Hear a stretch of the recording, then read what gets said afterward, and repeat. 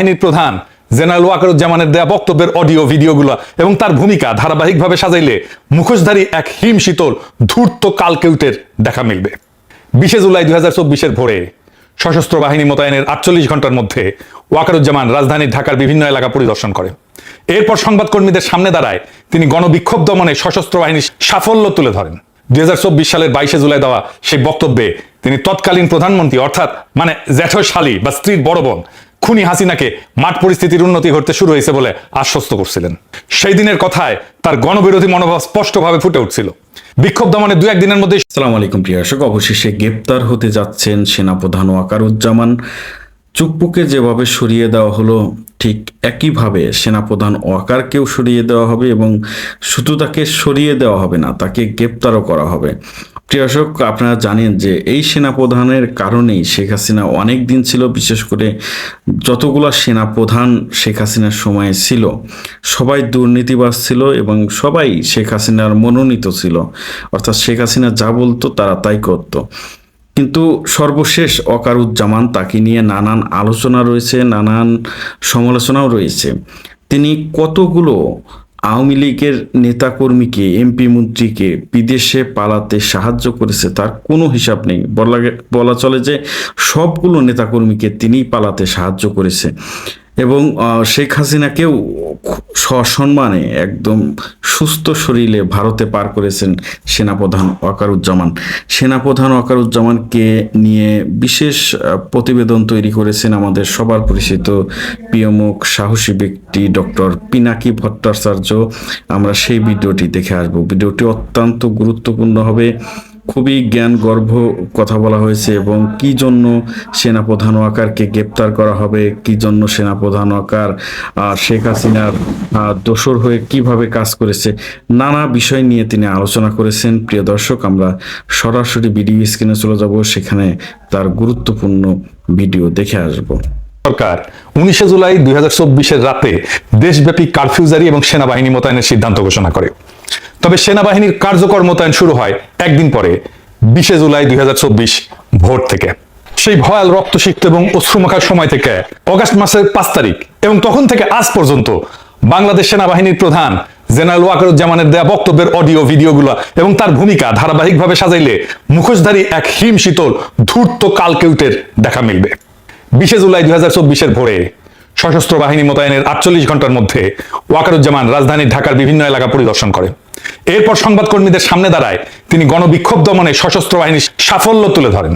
2024 সালের 22 জুলাই দেওয়া সেই বক্তব্যে তিনি তৎকালীন প্রধানমন্ত্রী অর্থাৎ জ্যাঠশালী বা স্ত্রীর বড় বোন খুনি হাসিনাকে মাঠ পরিস্থিতির উন্নতি ঘটতে শুরু হয়েছে বলে আশ্বস্ত করছিলেন। সেই দিনের কথায় তার গণবিরোধী মনোভাব স্পষ্টভাবে ফুটে উঠছিল। বিক্ষোভ দমনে 2-1 দিনের মধ্যেই সফল হবেন বলে আশাবাদ ব্যক্ত করছিলেন। গণপ্রতিরোধকে ধ্বংসযজ্ঞ এবং নির্বিচারে গুলি করে প্রতিবাদী দেশবাসীকে খুনের সে অভিযানকে নৈতিক সমর্থন দিয়ে উচ্চারিত বাক্যটি ছিল এরকম: তারা সেনাবাহিনী সঠিক দিকে আগাচ্ছে।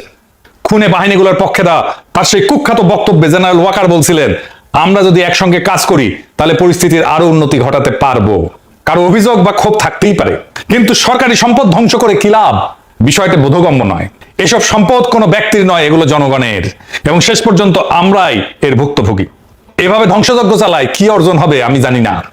আমি মনে করি 2-1 দিনের মধ্যে এটা সম্ভব হবে। আমি নিশ্চিত আমরা সঠিক দিকেই আগাইতেছি। 23 জুলাই 2024 খুনি হাসিনার সর্বোচ্চ সুযোগ সুবিধা উপভোগকারী এই সেনাপ্রধান আরো শক্ত বাণী বর্ষণ করে মাঠে নামানো সেনাবাহিনীর মারমুখ মনোবল বাড়ানোর চেষ্টা করেন। তখন দেশে অরাজক পরিস্থিতির সৃষ্টি হয়েছিল, জানমালের ক্ষয়ক্ষতি হয়েছে, দেশের জনগণের অনেক সম্পত্তি ধ্বংস হয়েছে। জনগণের জানমাল রক্ষা এবং নিরাপত্তা দেওয়ার জন্য সেনাবাহিনী নিয়োগ দেওয়া হয়েছে।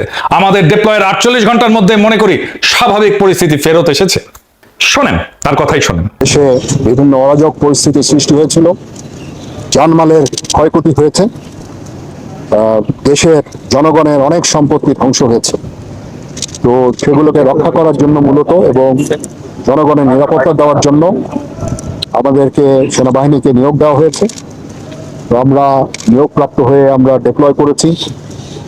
48 ঘন্টার মধ্যেই আমি মনে করি যে একটা স্বাভাবিক পরিস্থিতি ফেরত এসেছে। কিছু সময় দিতে হবে, আমরা জাস্ট 48 ঘন্টা হয়েছে এসেছি, কিছু সময় লাগবে। আমার ধারণা যে আমরা সবাই মিলে কাজ করলে খুব শীঘ্রই পরিস্থিতি স্বাভাবিক হয়ে যাবে। শুনেছেন, 24শে জুলাই বুধবার বেলা 11টার দিকে শেরপুর জেলা স্টেডিয়ামে স্থাপিত সেনা ক্যাম্প পরিদর্শন শেষে অফিসার এবং সৈনিকদের উদ্দেশ্যে বক্তব্য রাখার সময় নিজ সাফল্যে গর্বিত জেনারেল ওয়াকার বলেন, পরিস্থিতি নিয়ন্ত্রণে চলে এসেছে, হাইওয়েগুলো স্বাভাবিক হয়ে এসেছে, ঢাকার পরিস্থিতিও স্বাভাবিক হয়েছে। সেদিন প্রকাশিত এনটিভির খবরে লেখা হয়েছে, শেরপুরে তিনি বেশ দম্ভভরে বলছিলেন, মূলত সমস্যাটা ছিল ঢাকায়, দেশের কিছু স্থানে বিচ্ছিন্ন ঘটনা ঘটেছে, আমরা অল্প সময় সব নিয়ন্ত্রণ করতে পেরেছি। ওই বুধবারে সেনাবাহিনী প্রধান গণপ্রতিরোধে বিধ্বস্ত নরসিংদী পরিদর্শন এবং জেলা কারাগার পর্যবেক্ষণ শেষে সশস্ত্র বাহিনী সহ বিভিন্ন বাহিনীর সদস্যদের উদ্দেশ্যে দেওয়া বক্তব্যে বলেন, পরিস্থিতির উন্নতি হয়েছে, যা সম্ভব হয়েছে তোমাদের অক্লান্ত পরিশ্রম, ডিসাইসিভনেস, বোল্ডনেস, তোমরা চমৎকারভাবে তোমাদের দায়িত্ব পালন করেছো। ফলশ্রুতিতে তোমরা ঐক্যবদ্ধভাবে সেনাবাহিনী, নৌবাহিনী, বিমান বাহিনী কাজ করেছে। পুলিশ, র্যাব, এপি ব্যাটালিয়ন, পুলিশের আনসার সবাই মিলে আমরা এই কাজটা করেছি এবং এই কাজটা আরো কিছুদিন জারি রাখতে হবে, পরিস্থিতি স্বাভাবিক না হওয়া পর্যন্ত। বক্তব্যটা তার মুখে আরেকবার শোনেন।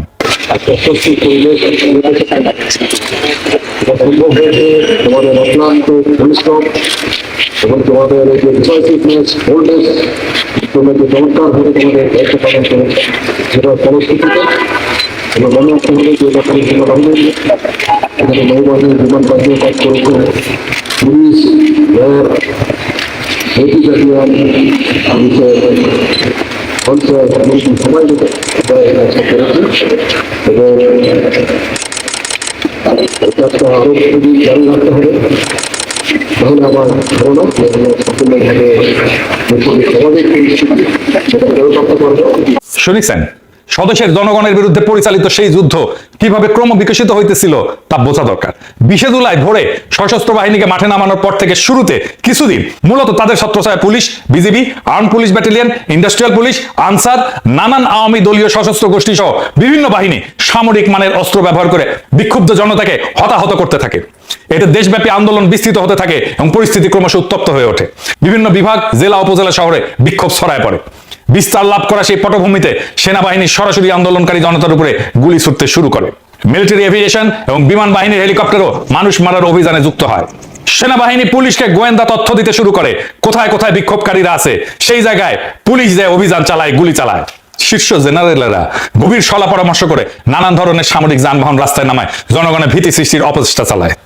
জাতিসংঘ শান্তি রক্ষা মিশনে ব্যবহৃত রণসম্ভারও এখানে ব্যবহৃত হয়। ফলে সশস্ত্র বাহিনীর বিরুদ্ধে দেশব্যাপী জনগণের ক্ষোভ, সমালোচনা এবং নিন্দার ঝড় ওঠার পরিপ্রেক্ষিতে তার মোকাবেলায় 28শে জুলাই আইএসপিআর একটা বিবৃতি প্রকাশ করতে বাধ্য হয়।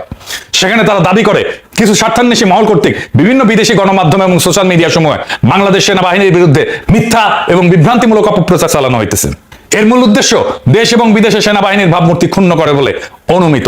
উল্লেখ্য, বাংলাদেশ সেনাবাহিনী দেশের সংবিধান সমুন্নত রেখে প্রচলিত আইনের আওতায় আইন শৃঙ্খলা নিয়ন্ত্রণ, দেশবাসীর জানমালের নিরাপত্তা এবং জনজীবনে স্বস্তি ফিরে আনতে অসামরিক প্রশাসনকে সহায়তার কার্যক্রম পরিচালনা করছে।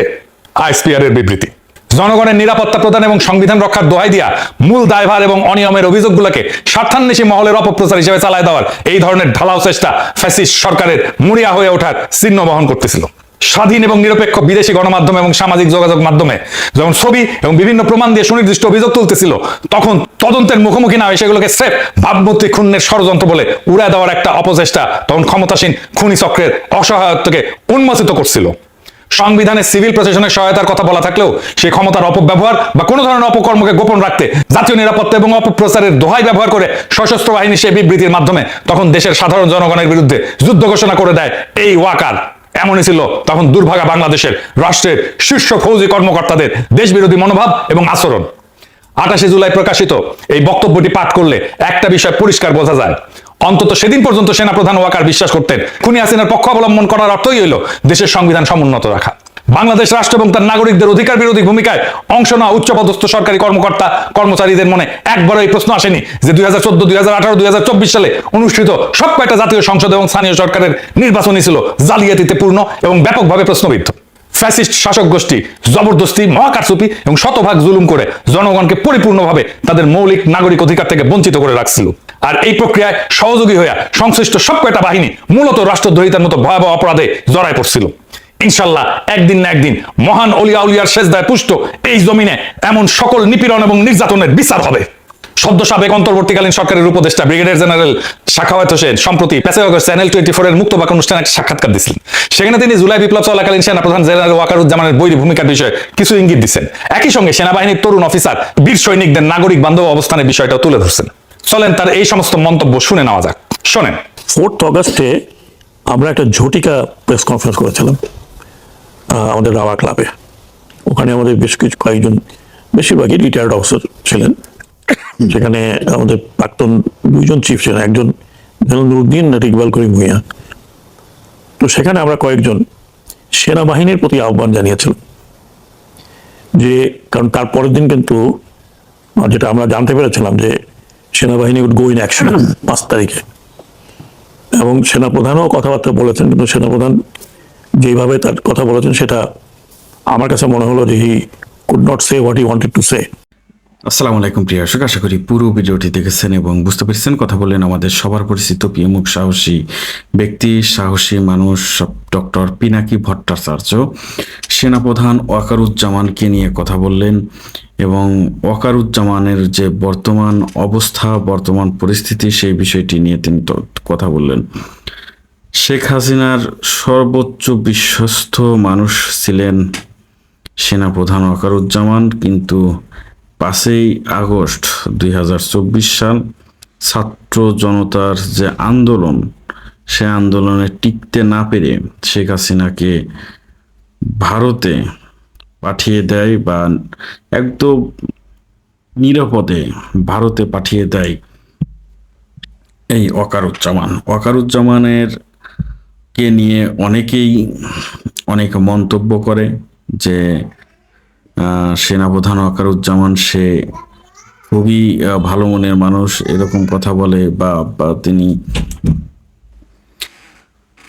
নানা রকমের অপকর্মে লিপ্ত থাকায় ওয়াকারুজ্জামানকে নিয়ে আজ কথা বললেন আমাদের পিনাকি ভট্টাচার্য। প্রিয় দর্শক, আমরা ওয়াকারুজ্জামানকে হয়তো খুব দ্রুত বিএনপি সরকার সরিয়ে দিবে এবং সেখানে বিএনপি পন্থী একজন সেনাপ্রধান আনবে, এটাই স্বাভাবিক। সারা বাংলাদেশ যতদিন আমরা দেখছি, আমার জ্ঞান হওয়ার পর্যন্ত, যখনই যারাই ক্ষমতা আসে তখনই তাদেরই সেনাপ্রধান থাকে, বিমান প্রধান থাকে, নৌপ্রধান থাকে, স্বরাষ্ট্রমন্ত্রী থাকে, কি বলবো যে রাষ্ট্রপতি থাকে, সবাই তাদের দলেরই থাকে। এটা অস্বাভাবিক কোনো কথাও না, অস্বাভাবিক কোনো বার্তাও না।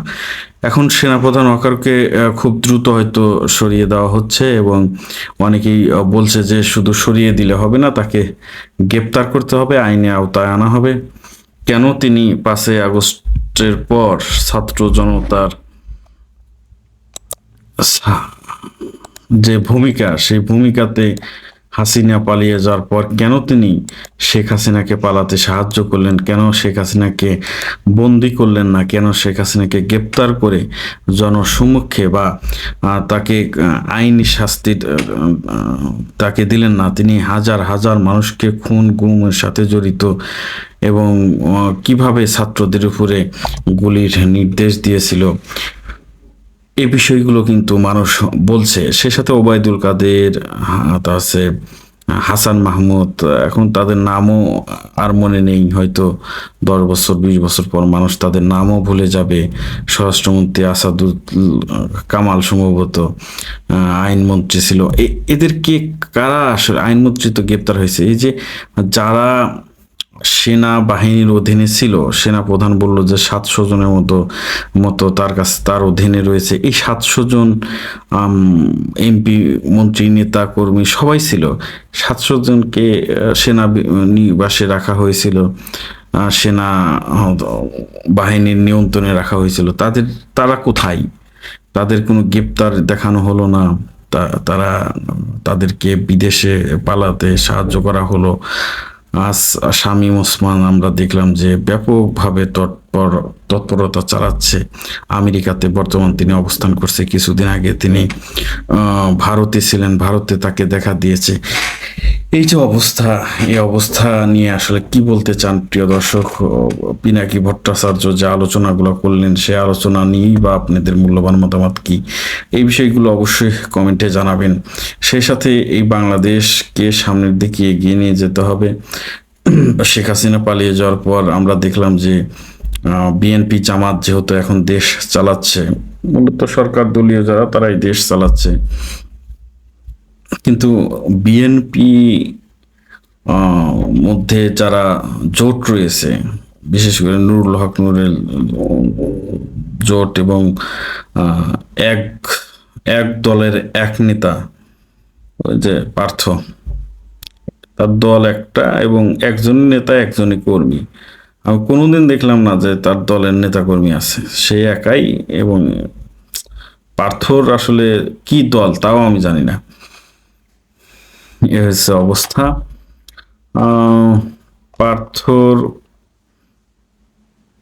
সে ব্যাপকভাবে এখন বিএনপির যে সাথে থেকে বিএনপির কিভাবে চাটা যায়, কিছুদিন আগে বের হয়েছিল যে রাশেদ খানকে নিয়ে যে খেটে বড় হও চেটে নয়, রাশেদ খান তো চাটাচাটি করেই সে এখন মোটামুটি এখন সরকারের রাজনৈতিক সহকারী হয়েছে। এই বিষয়গুলো মানুষ আসলে দেখতে চায় না, এই বিষয়গুলো মানুষ কথা বলতেও চায় না, যে রাশেদ খানকে নিয়ে কথা বলার কিছু নেই, একদম অপদার্থ।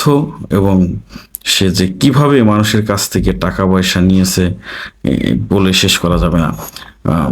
সে হচ্ছে কি বলবো, যে মানুষের অনুদান পেয়ে এবং টাকা পয়সা খেয়ে তারা এত বড় হয়েছে। আওয়ামী লীগের কাছ থেকে খেয়েছে, বিএনপির কাছ থেকে, জামাত, যতগুলো রাজনৈতিক দল আছে সবার কাছ থেকে এই সুবিধা ভোগ করেছে এই রাশেদ নুররা। আমতারেকের অবস্থা দেখতেই পারছেন যে আমতারেক এখন নিজের দল আছে কি নাই, সে সারা দিন এখন বিএনপির গুণগান নিয়ে ব্যস্ত। তো এই হচ্ছে তাদের পরিস্থিতি। সবাই ভালো থাকবেন, সুস্থ থাকবেন। ভিডিওটি শেষ করছি, আবারও দেখা হবে ইনশাল্লাহ। আসসালামু আলাইকুম।